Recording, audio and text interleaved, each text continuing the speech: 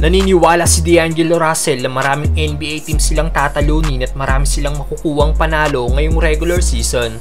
Pero bago yan, Andrew Wiggins sinabi kung anong target niya ngayong darating na season.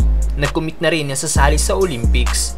Isa nga po sa malaking dahilan kung bakit nakuha ng Warriors ang 2022 championship ay dahil kay Andrew Wiggins. Isang solid two-way player nga po ang former number 1 pick. At may mga naniniwala din na ito daw dapat ang nanalo ng Finals MVP dahil sa malaki daw ang ginampanan ng depensa ng one-time All-Star sa pagkakapanalo sa series.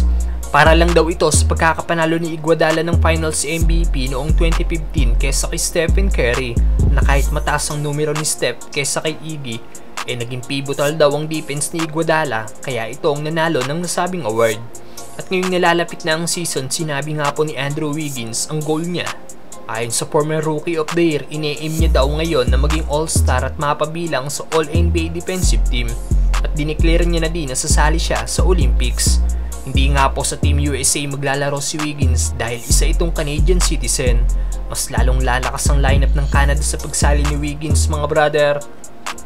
Samantalang D'Angelo Russell, naniniwalang maraming NBA team silang tatalunin. Marami rin daw silang makukuwang panalo ngayong regular season.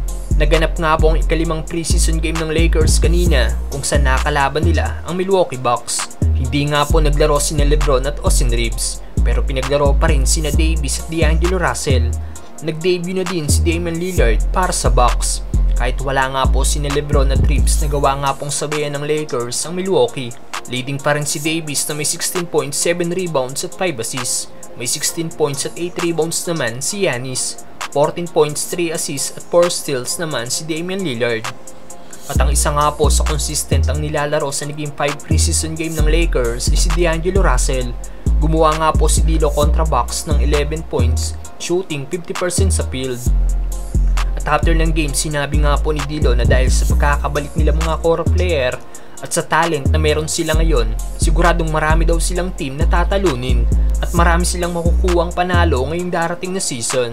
They bring guys in for multiple years, and for us to have that with the talent that we have, I think we could beat a lot of teams and we can win a lot of games. So sa tanong na kung anong masasabi nito sa muling pagkakabalik ng mga core player ng Lakers, bininyag din ni D'Lo kung sinong inspiration niya defensively.